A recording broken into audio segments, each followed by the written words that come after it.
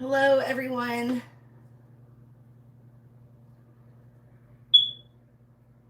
I don't have my laptop today, so I'm not going to be able to see the comments unless I come in close. Actually, while people are starting to come in, let me just go grab it really quick.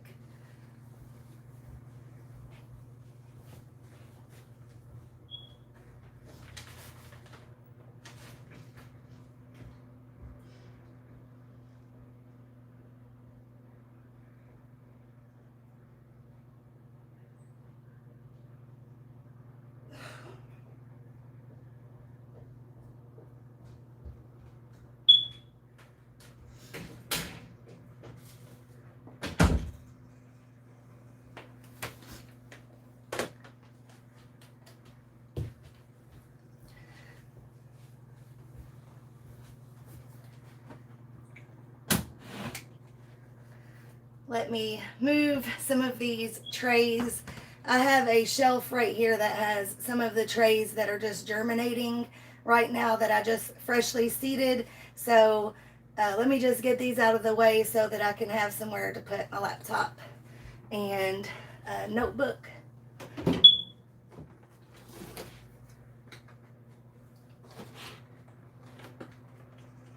I'll just set it.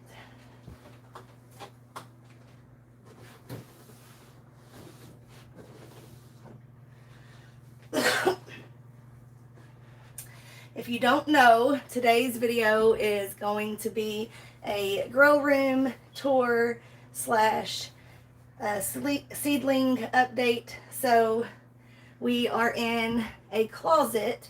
It's a really long, narrow closet.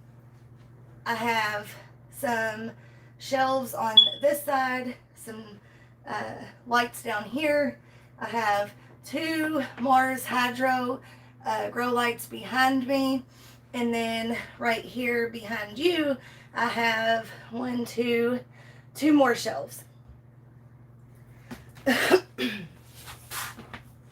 So just please be patient for just a second and let me log in.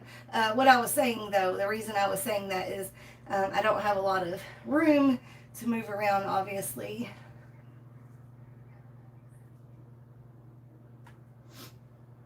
Okay.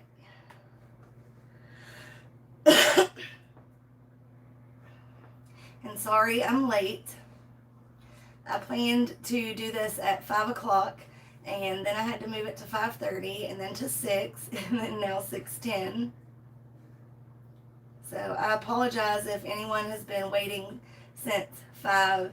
But like I said in my last one, that's something that you'll learn about me is I'm always late. As hard as I try not to be, I just am. And it doesn't help that I get super nervous right before doing a live, and my anxiety is through the roof.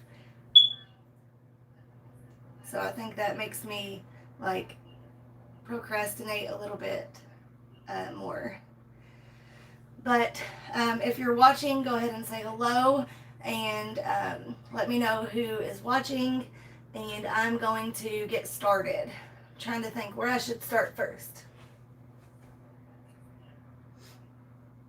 So let me start by just showing you everything, and then I will put you back on the tripod and talk about some of the things more in detail.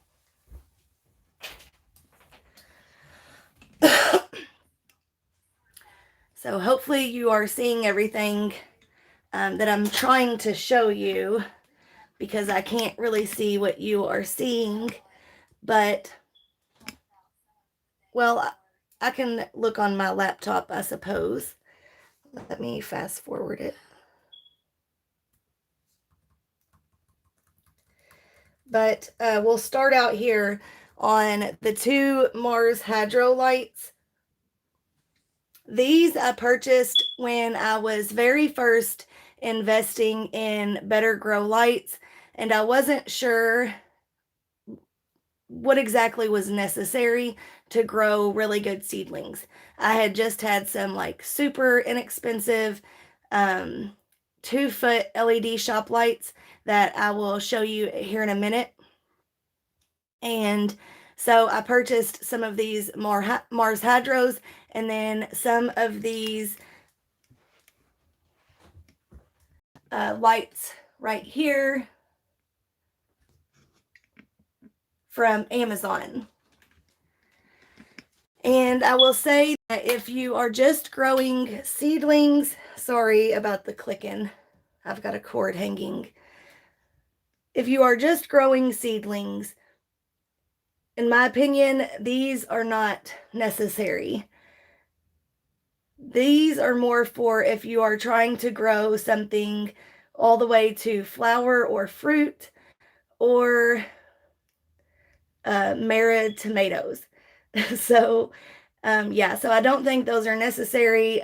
They are quite expensive and they're just not necessary. However, they do work really well. The only problem is sometimes they're too strong. So down here, I just got some of my roses from Heirloom Roses. I've got Coco Loco and Earth Angel, which I'm super, super excited about. I've got those down there until I can get the time to plant those out. And then I got a couple, they're little miniature roses. They're really to be used as houseplants. But I got a bunch of yellow and red ones one year on clearance, and I planted them out in the landscape, and they're doing great. So I wanted to get a couple of those and see if those will also do good in the landscape.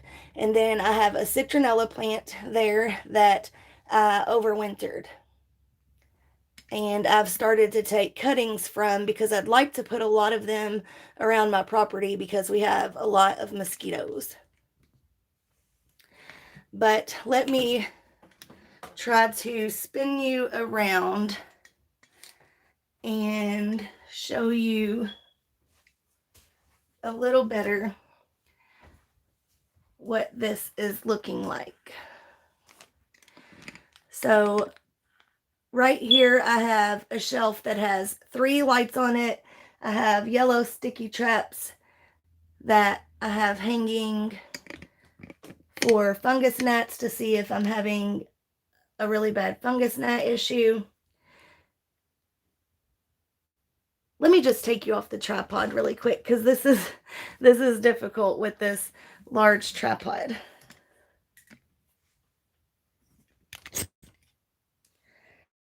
All right. So here I have 2 grow lights, and I have these just hanging by yarn connected to this shelf here, and I just move them higher or lower if needed. I'm going to go ahead and go over everything, and then I'll go over the actual seedlings more in detail. But these I just have 2 because once your seedlings are a little bit older, I find that they require less light. So in order to have more shelves and not have to purchase as many lights, I have 2 lights for my older seedlings and then 3 lights for my younger seedlings, like up here. So these I have a little bit closer and I have 3. And then if we swing around, let me move this. I have DIY'd another 2 shelves. So when I bought this house, it already had these things in the closet. On the other side, it has the longer ones. And then here, there's 2-foot ones. And I thought about taking some of them and just putting them side by side. But the person that built this house, there's just a lot of issues with, like, when we try to find studs. So I figured I would just put this shelf in here and have it to where it, sticks out. And then it ends up, working perfectly. And that way I didn't have to, because I have a ton of these plastic shelves. So I didn't want to go by the ones that you see most people have, the 4-foot wide ones. and, have to spend more money. So altogether, I have 4 like this with these shop lights from Amazon, and then I have the 2 Mars Hydro lights, and then I'm going to have my husband put one more shelf in here so that I can have 2 more seed trays, and that gives me room for 2, 4, 6, 8, 10, 12, 14. Yeah, 14 seedling trays. So if we come back over here, this is the beautiful Lysianthus that I started mid-December. These were the oldest ones that was in my top 10 tips for growing Lysianthus successfully. These are doing phenomenal. I'm so happy with them. They look so healthy. Now, in the back here, these are some carnations that I just potted up about a week ago. And they are starting to stiffen up, but you can see a lot of them are still pretty leggy, and they were really, really leggy when I first potted them up. But what I did was I planted them a little bit deeper when I put them in this tray, and I left it really dry. Usually when I plant things deeper, the stem will end up rotting and it'll dampen off, but I did that with this one, and then I just left the tray super dry, and I think that like helped them to like get used to that soil on their stem before I started watering it, and it didn't cause any of them to dampen off. So I'm super excited about that. And I find that with carnations, they always kind of fall over like this a little bit, and then it's weird. They just like stand up as they get older. I have another tray down here I'll show you.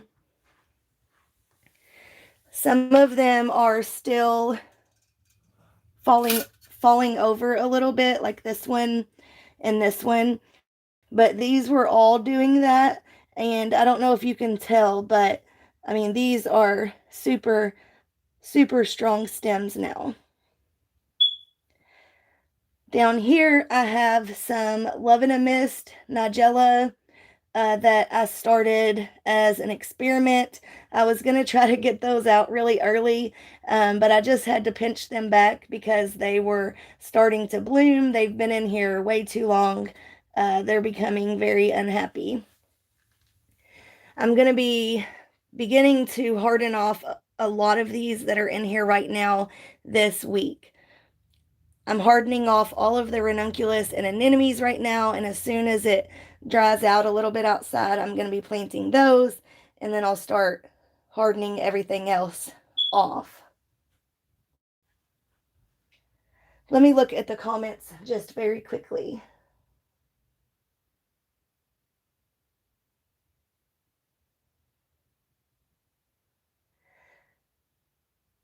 Hello, Grows It Alaska and LP. Thank you for joining.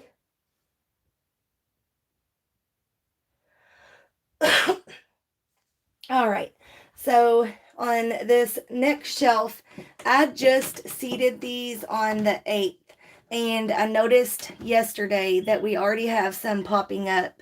All of the status looks to be germinating, except for this one here. Let me take this lid off. I'm trying not to move you guys around too much. Sorry if it's a little shaky.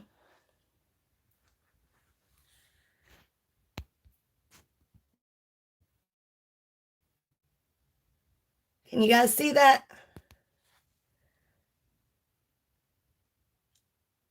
So super, super quick germination on those. So a lot of these are things that I'm experimenting with. It's my first time growing status. It's my second year growing stock, but I didn't have any luck with it last year. So all of the things that you see multiple tags in, these are all things I'm experimenting with. So I'm just doing like a couple small rows in my beds. So my beds are 3 foot wide. So, if it's 9-inch spacing, then I'm only doing like 2 rows. So a total of like 8 plants. Or if it's, 6-inch spacing, then I will have between 5 and 6 in a bed, 5 and 6 wide per bed. So I might just be doing 1 row. So that's why I have so many things in one tray. And since I know, like, for example, the straw flower, these grow a lot faster than the stalk in my experience. So I have these, this year I purchased some of these seedling trays that are a lot thinner, and they have the little 6-packs. So if I need to, I can take these out and say put these with something else that's growing a lot slower, and vice versa, put these with something that's growing a lot faster. And then next we have a beautiful tray of Snapdragons. There were, I think, 3 holes in this tray that I like filled with other seedlings from another succession of Snapdragons. But pretty much this was almost a full tray. And a little tip, you guys, if you do not want to spend a ton of money putting 2 seeds in every hole, but you also want, to have a full tray, because you don't want, say you only have a couple shelves of grow lights and you don't want to have, 40 to 50% of it being empty. What I do, instead of putting 2 in every cell, I only do like 10% more. So I'll put 1 per cell, but then for 10% of them, I will put 2. Or if it's, say, seed that's like 3 years old, then I might put 2 per cell for like 30% of them. But I never put 2 per cell in every single hole, because most likely at least 80 to 90% of them are gonna come up, both of them. And then I feel like that's a waste of a lot of money and a lot of seeds. So to save money, I will just put 2 seeds in some of them, and then say this one happens to be empty and this one happens to have 2, then I will just like take a toothpick and prick out that second one and then put it in this one. All right, so let me move you over back over here, and we will go over these. Let me check the comments really quickly.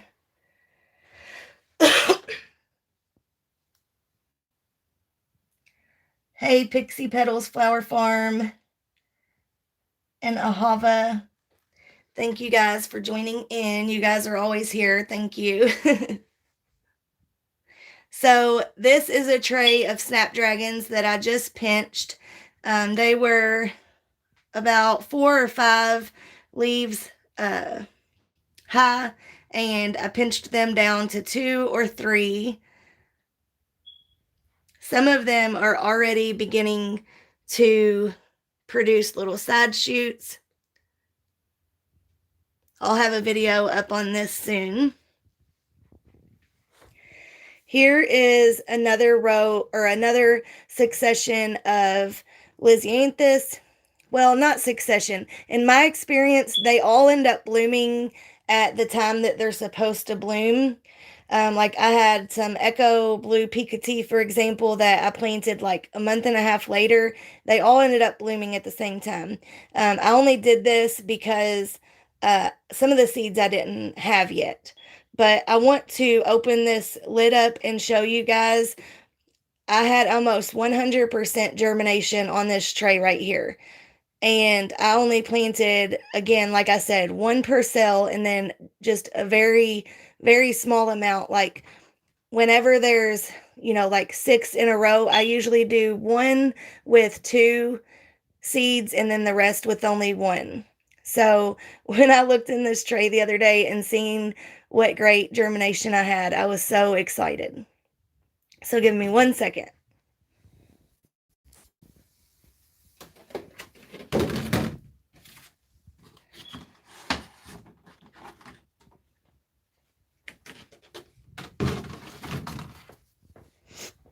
All right, so I have Echo Lavender, Echo Yellow, Echo Pink Picotee, Voyage 2 Lavender, Voyage 2 Pink Improved, and then at the very end, I hope I'm not too close. Let me look. No, that's good. And then at the very end, do you guys see all that green? That is the seeds that I saved from my own Lysianthus flower pods last year. And as you know, if you grow Lysianthus, even the pelleted seeds are super tiny. So the ones that I saved, I mean, it was like dust. So I just took like a little pinch and put it in each one. And I mean, there's like at least 20 to 30 in each one of those cells. But if we look close at all of the other ones, you can see like each cell has a little baby Lysianthus. I know they're small. Hopefully you can see.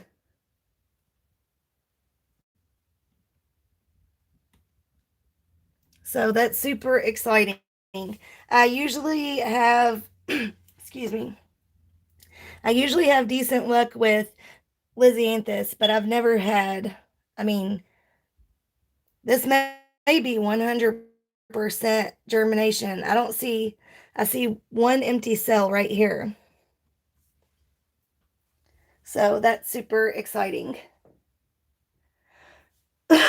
Excuse me. I have asthma, and it's like the more nervous I get, the more I have trouble breathing. So here is a few of the anemones that I cut them completely back. Excuse me. I cut them completely back whenever they got damaged one day when I was hardening them off, and I left them out when it was a little too cold that night for too long. So I cut them completely back to see if they would grow back, and they are, but they're already like they're looking really unhealthy. If you don't know, I purchased about 400 ranunculus and anemones this year, and I've already thrown away like 300 of them because I didn't get my hoop house finished in time. And then whenever I got it finished, we've had nothing but rain and windstorms, and it's just they got so unhealthy. I figured even if I could keep them alive long enough, they just probably weren't going to do much, and I didn't want to waste like all that space for, a month or two, and then, come to find out like they don't even bloom. So, although it was a big investment the first time, I went ahead and repurchased 360 more ranunculus, which, I mean, I have the budget for, but I don't. But I want a patch of ranunculus, like fresh cut Kentucky, like so bad it hurts. So I was like, I'm repurchasing them. So here is another tray of Lysianthus. I have Voyage 2 Lavender. Okay, so this is one that I didn't have the best germination with, especially on the Voyage 2 Lavender. I think I let it dry out a little bit too much. So there is more of the Voyage 2 Lavender and Pink on this tray because I was going to use those to make up for the ones that didn't germinate here. Excuse me. And then I have Rosine Green and then Dublini Rose Pink. And I just fertilized these with some fish fertilizer. It had been a couple weeks since I'd fertilized them, and they were getting a little yellow looking, but still healthy looking. And then here I have another tray of Snapdragons. These are my, this was the tray that I had, I think, Costa Silver, let's see, Costa Silver, Potomac Apple Blossom, and then the Rocket Mix Snaps. And the Rocket Mix Snaps were the ones, excuse me, were the ones for the grow along that I joined Nicole at Flower Hill Farms grow along. And then I just started a couple more of a couple other varieties. I actually started a ton of the Costa Silver because I put like 10 in each hole, because the first time I seeded the Costa Silver, I got zero germination. And then they ended up all germinating. So I must have let them dry out too much or something the first time, because I had good germination the second time. So I'm going to have a lot of the Costa Silver for my seedling sale and to give to friends and family. So let me set you back up on the tripod and talk about a couple more things.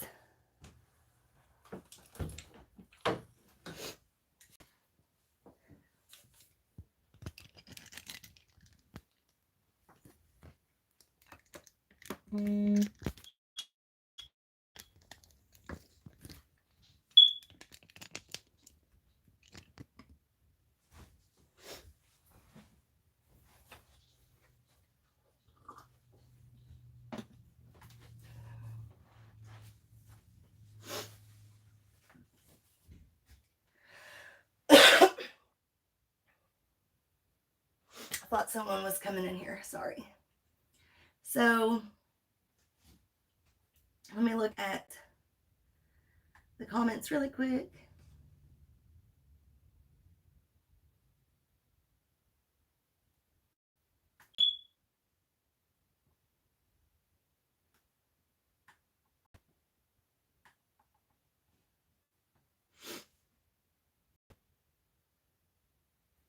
Ahava, you said that you had to save your Snapdragons because it flooded.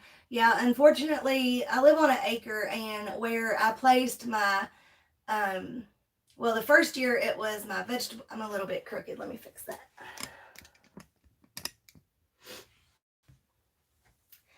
The first year it was my vegetable garden, and then I've since started building my raised beds for my vegetables, and then I turned that into like my perennial cut flower garden where I've got like peonies and daffodils and things like that. And then right off to the left, if you haven't seen any of my other videos, anyways, right off to the left is my cut flower farm. And I didn't know, that's why people say that you should live there for a year before you start building, you know, things like that. Because I didn't know that it floods really bad in that area. But we thought, you know, we can get a lot of compost and fill dirt and fix it. But unfortunately, even with all of the compost we bought, it still hasn't remedied all of the flooding. But we're hoping to bring in like a lot of fill dirt this year. And I actually just seen the other day, and it gave me an idea. I think that I'm going to talk to my husband about, like right down the middle where it usually puddles, going this way in front of our barn.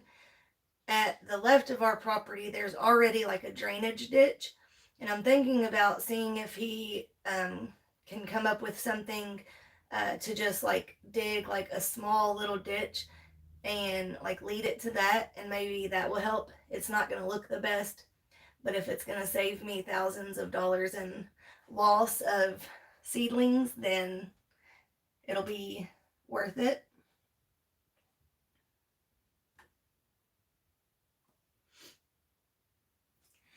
Yeah, fish fertilizer, it smells so bad. I actually thought that my son went to the bathroom the other day, or yesterday, whenever I had it sitting on the counter still a couple hours later, and I thought I'd already put it back in here, and and it was just the fish fertilizer. Neptune's Harvest doesn't smell as bad, but it's just a little bit more on the pricey side. And this year I'm using the Alaska fish fertilizer that I used to use a long time ago, and it smells a lot worse.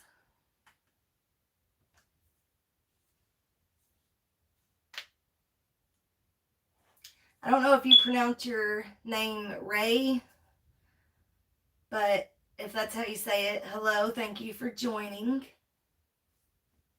I really do appreciate all of you that join live. That's always like a fear of mine that no one's going to be here and then it's going to be really awkward.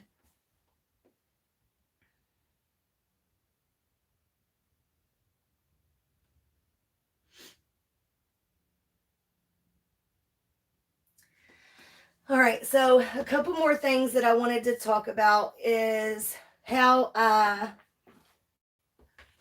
kind of plan and decide when I'm going to start my seeds and how I keep all of that organized. But I need a drink, so 1 second.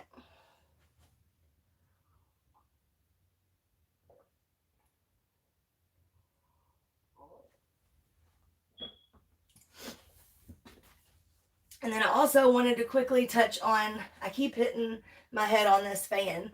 Oh, and speaking of this fan, I just got this like 2 weeks ago, 3 weeks ago, and I love it. It's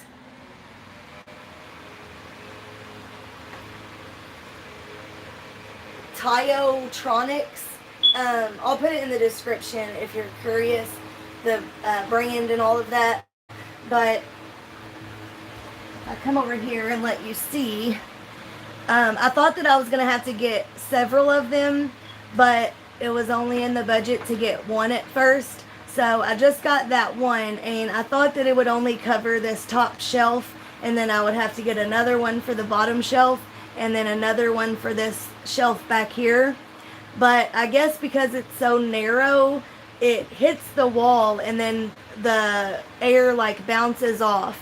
And so all of the seedlings in here will be like shaking and blowing in the wind, like even on medium. And so I love this thing. It was only, I think, around $45. So, pretty cheap compared to some of the other ones like that. It has like a little string where you can turn it on and off where it just stays still, or if you want it to go side to side.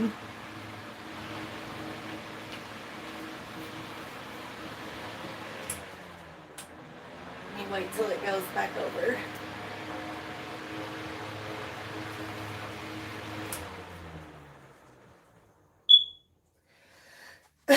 But anyways, so that's what I was going to say. One of the things that I've done to control the fungus gnats, because I had a big issue with them last year, is so last year I was using natural and I had the sticky traps. Well, I thought the sticky traps would solve the problem, but I've learned that that's really just to monitor the problem. So if you see any on there, you know that they're in here. But if they're in here, they've probably already laid eggs in your trays, and they can lay like hundreds a week. So if you don't do something about the eggs, then the fungus gnat sticky traps aren't going to really do anything. So I was using natural, but I could only find it from one source and it was really expensive. So I was trying to just use it like every week and a half to 2 weeks. But I learned quickly that if you want to keep the eggs from hatching, you have to use it every 5 days. Because, long story short, with how long it takes the egg to hatch and then, all that, excuse me, you have to just use it 5 days. So I kept searching and I finally found a place that sells it in bulk. I think it was 1 pound for $60. Let me think. I'll put that in the description below also. There was 8 ounces, 16 ounces, 32 ounces, and a couple other options.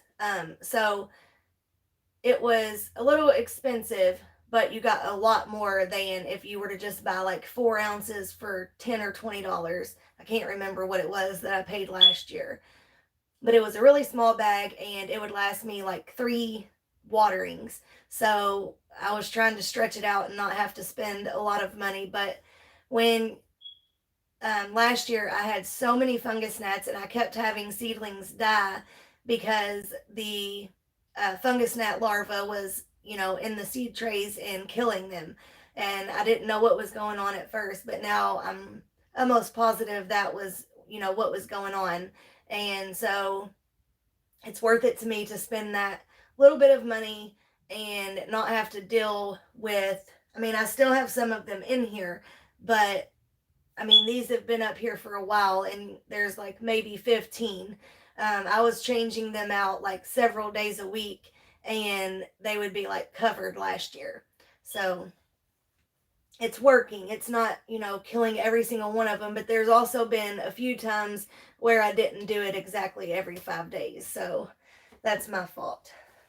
So I just wanted to show you, I have, the company is Happy Planner, and I use several of these. I have one for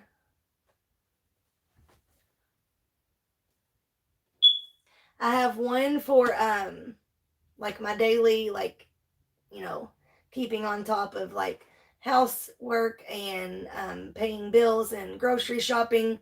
I have one for my YouTube channel and like scheduling videos and planning things. Then I have like a budget one. I have a bunch of them. And what I like about these is you can rip the pages out. I don't know what it is, but when it comes to having a planner or a notebook and messing up and then ripping the pages out, like it makes me just want to get an entire new notebook because eventually it's like really thin and I just don't like that. So I love that you can remove these pages and get additional filler paper and fill it up. They have a ton of different, they even have like gardening specific planners now. They've got,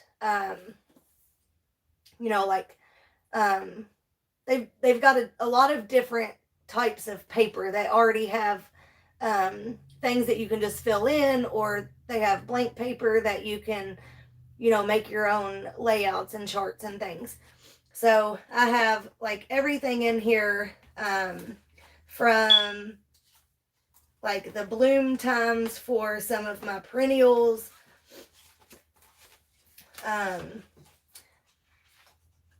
my bulb orders, the vase life of things, my seed inventory, grow tips, just all sorts of things like that. But I wanted to show you what I did to keep track of when to start everything. Is I literally just looked at either Johnny's or my seed packet for every variety of flower I'm growing. I'm actually currently working on making a new one, but I have a post-it note for 12 weeks before my last frost, 10 weeks, 8 weeks, 6 weeks, 4 weeks, 2 weeks, and then to either direct sow or winter sow them. And I did that last year, and I made notes because last year there were some things like, for example, bachelor's buttons. I don't remember how soon before my last frost I started them, but they were like this tall and very unhappy by the time I planted them out. So, some of the things I changed from what the seed packet said last year. But that's the gist of it. I just did this, and then every week, say, between this week and this week, these are the things that I need to seed start. And then between this week and this week, these are the things I need to seed start. And you can see, the closer that it gets to my last average frost date, the more seeds I have to start. But like I said, there's a lot more things that should be on here also, but I'm working on making a new one of these. And then when I go to start my seeds, This is the one that I used last year, and I highlighted it for if it was going to go in the flower farm or if it was going to go like in a container or if it was going to go in a flower bed. And I just printed out everything that I plan on growing, just the variety. So like not every color of amaranth, but just amaranth. And then when to start it, how long it takes um, to come to bloom, and the height, and then just things like that. How far apart you should space it, things like that. Um, I'm a paper type of person. It's easier for me to like visualize things and to like plan things out if I'm writing them down, rather than typing them. So at first I do everything on paper, and then for a lot of things I will also type it and print it. But so this is what I did, and then this helped me to plan my garden like farm layout. And I have one of those for spring, summer, and fall. Last year I just did one, and I found that to be an issue because um, I would basically fill up all the beds in spring, and then I wouldn't have room to succession sow things like frosted explosion grass, or say like more fall colored zinnias, or like love in a mist, where or baby's breath, where it blooms for a couple weeks and then it stops. So this year I planned out what I will start in spring, summer, and in fall. But coming back to this, I used this to determine, like, say it's a flower that needs netted, like carnations, zinnias, snapdragons, lysianthus. Um, a lot of those things are things that get really tall that you want to net. So, excuse me, coffee always makes me burp a lot. Sorry. But those are things that you want to net because they get tall, and so I try to put those in the same rows instead of having to put netting on all of my rows, because I have lysianthus in one and zinnias in another, and so on. And then I also want to try to do like everything that's really short in one row, so that like one thing isn't shading out another. Excuse me. So, for example, I don't want to plant amaranth that can get 6 foot tall right next to basil or dusty miller. And this, I'm also working on a new one because I'm growing a lot more, experimenting and growing a lot more varieties of flowers. So this year, this is like all of the varieties that I'm growing.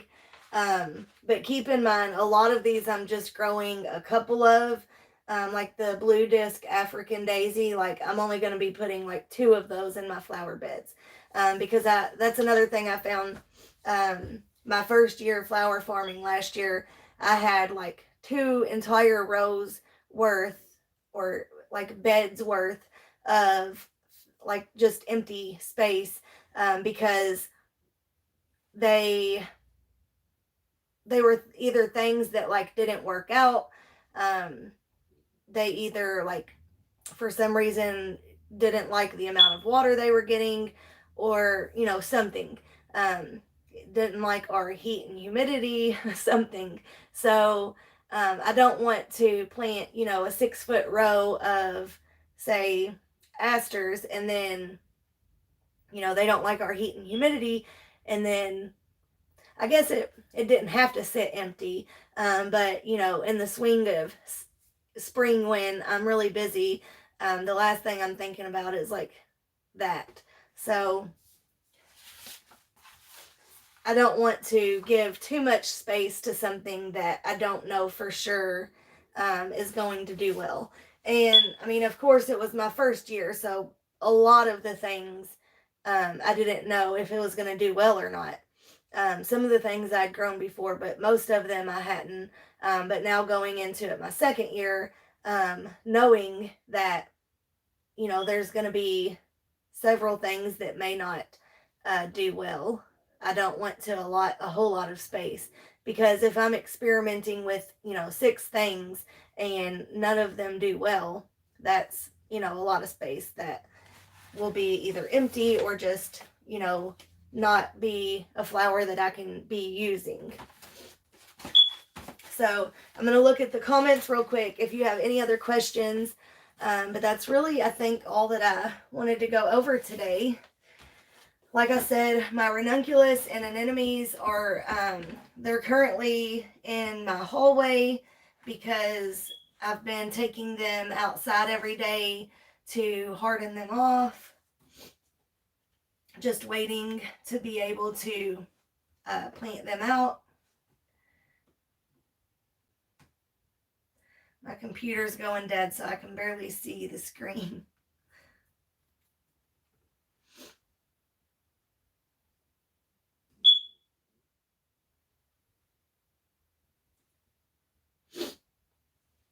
What is my favorite flower? Do you mean like in general, or my favorite cut flower? Because that's probably going to be a different answer.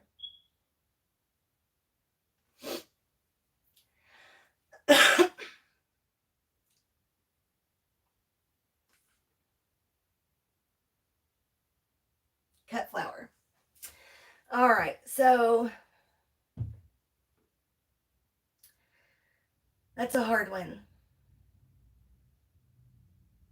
I would say, if we're talking what's my favorite cut flower to grow to make money, it would be zinnias, because you literally, like, it's like you almost can't kill them, at least here in southern Indiana in zone 6B.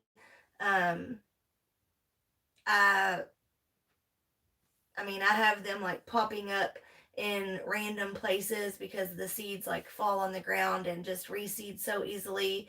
And, you know, last year my son, like, when he was only 2, like, he done a lot of damage to a lot of my seed trays and zinnias. Like, they just, you know, they put up with the all of the torture. But as far as the look, my favorite flower, it's hard because I really love Lysianthus, but I want to I want to have big, beautiful bouquets of ranunculus so bad. Like, they're just so gorgeous. But so are Lysianthus. So I would say for productivity and profitability, zinnias. But what I think is the most beautiful, it's a tie between Lysianthus and ranunculus. Um, Lysianthus, those I don't think are as hard as everyone says they are, and they are very productive. The only problem is they take a long time. So a zinnia you can plant, and literally within 35 days, you have blooms. They may start out a little shorter at first, but you have blooms. With Lysianthus, you know, you got to wait like 5-6 months for those. So, you know, with zinnias, you can, you know, plant a spring crop of spring colors and then turn around and plant, you know, fall colors, and, you know, in one growing season, you know, have flowers all season. And then, you know, like with the ranunculus, you know, you only have 2 to 3 weeks where they're blooming, and then they're done.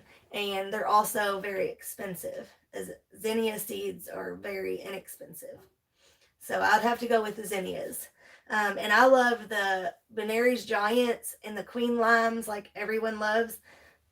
But I actually like the smaller ones even more. Me personally, I like, well, I won't say I like, but it's easier for me to make a bouquet with the like small, medium sized zinnias than, you know, these huge Benary's Giants where you can only fit like 2 in a bouquet, and then, you know, you have to leave the rest of the room for like medium filler, or medium and small like filler flowers and foliage and things like that. So I like the Oklahomas, the I think it's pronounced Lilliput, zinnias, and then the Thumbelinas. They all, especially the Thumbelinas, I think they say they only get like 8 inches, but mine always get like 3 foot tall. So they're still good for cut flowers.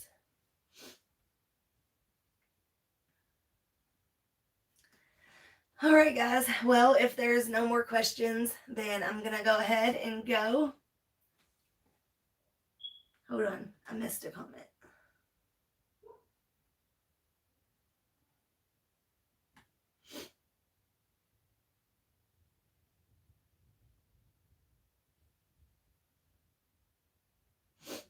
I seen Kelly D was on.